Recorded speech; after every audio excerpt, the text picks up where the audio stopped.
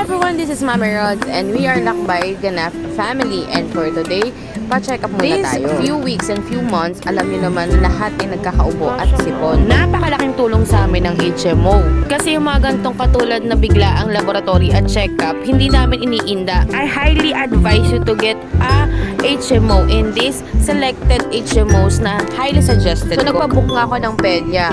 And this pedya, pina-overall check-up ko na yung dalawa. Accredited siya ng HMO namin at overall talaga na-pa-check namin yung kailangan na ipa-check kay doktora. The thing about is, focus lang si doktora sa amin.